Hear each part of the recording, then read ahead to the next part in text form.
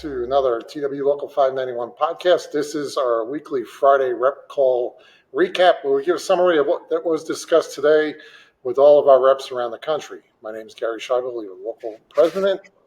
Joining me today at our headquarters is our recording secretary, Johnny Binyard, and your executive board member at large, Chris Horvath. And joining us remotely are your Vice President, Brian Coyne, and your Administrative Executive Board member, Russ Dittmer.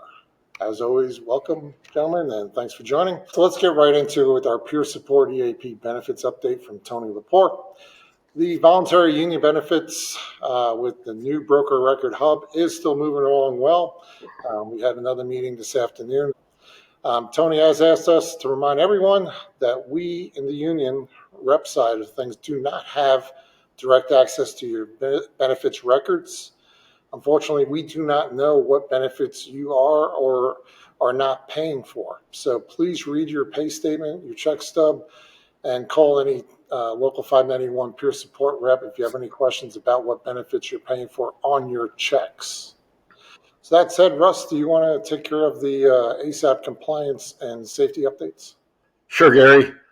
Our ISAP compliance coordinators wanted to emphasize protect your license and your job. Read the paperwork and follow the paperwork. Also, if you're working with a group, all who perform work must sign for the accomplishment of their work. On to safety with our coordinator, Mike Cockrum. He's awaiting a draft from the new safety-focused non-fuel tank confined space policy. It's a draft from the company. Stay tuned on that issue. There's probably going to be a lot of changes and revisions. The company has a new process for AEDs, the automated external defibrillators, how to replace them and all that good stuff when the batteries die or they have a malfunction. But unfortunately, the process doesn't seem to be working.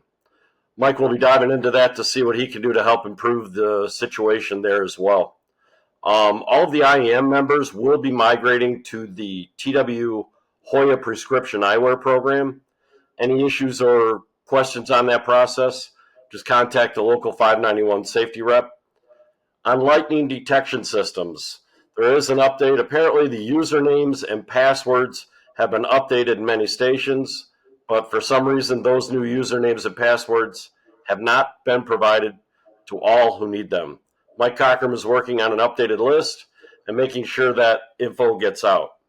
If the lightning detection is not working in your station or you're having issues accessing it, first file a safety concern.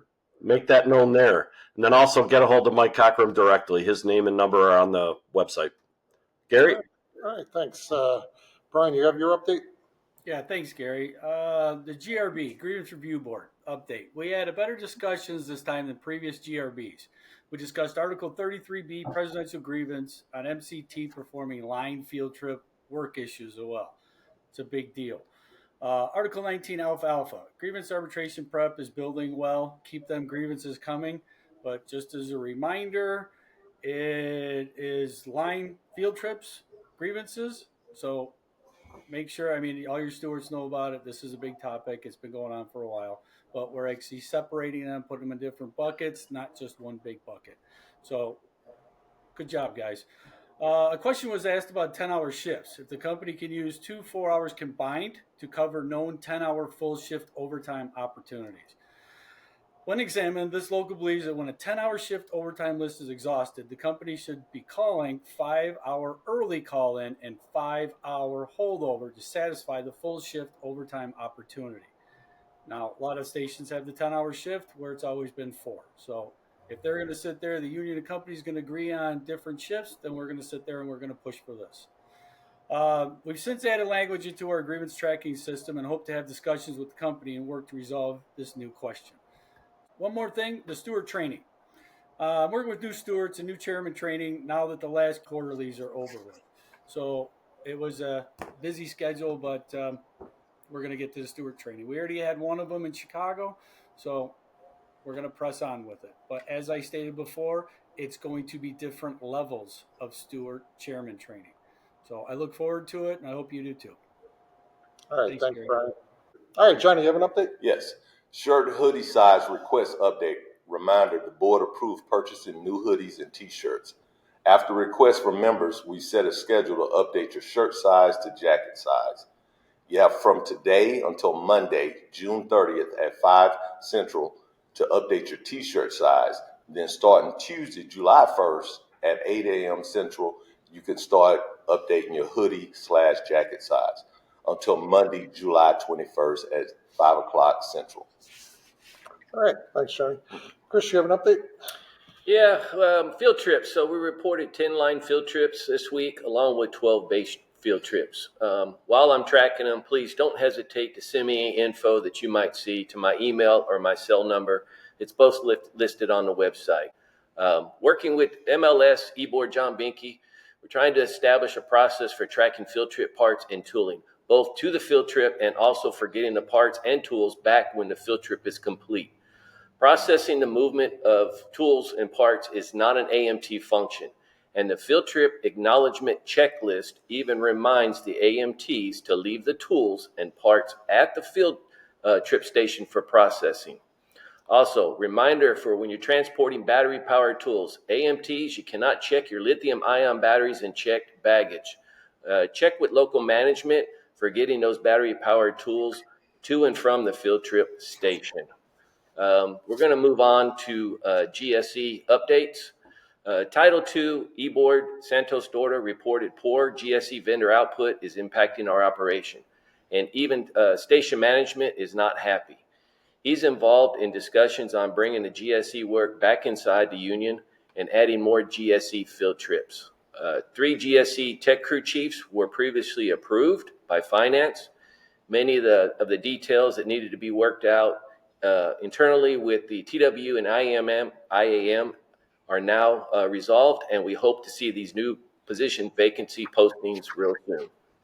All right, thanks, Chris. So moving on to our monthly national meeting schedule, since the bylaw changed from the quarterly. So the international did approve that bylaw change. So starting in July, membership meetings will be monthly. I'll be working with the RVPs to set up a schedule, and then the locations, the regions. Part of this is set. The RVPs let me know what city they wish to have the meeting at. So in July, we'll be doing the West and the Northeast regions. August is going to be the Southeast and the Central regions.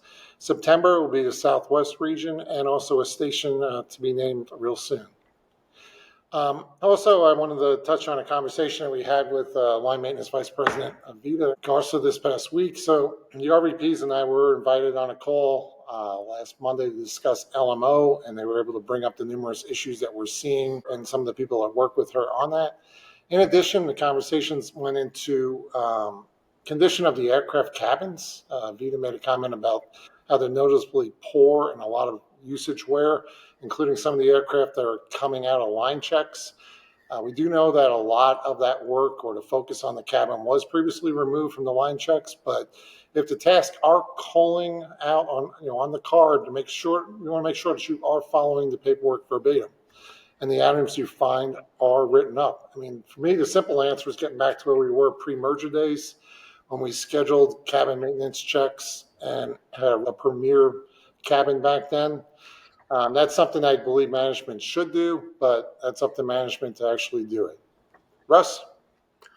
Yeah, I want to talk on social media, the last topic I have today. And just remember, especially for work-related stuff, social media is not a good idea. The company has a department dedicated to monitoring social media, and we hear that department is actually starting to grow.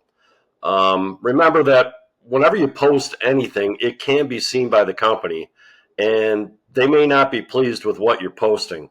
Also, the FAA has seen incidents where individuals were posting video of themselves along with others performing work with a team. But in some instances, the AMTs neglected to add their stamps or signature to document the work that they had performed. That's not a good situation. So, like our 591 ASAP compliance and coordinators keep reminding the reps and members, always sign for all the work you do every time. Gary?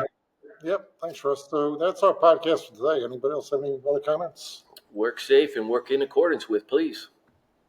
All right. So I want to thank Brian, Russ, Johnny, and Chris for joining me today and helping me with this podcast. As always, if you have a question on anything that we spoke to or suggestion for a podcast, contact us at info@local591.com. But once again, thanks for watching and hope each of you have a great week. Thank you.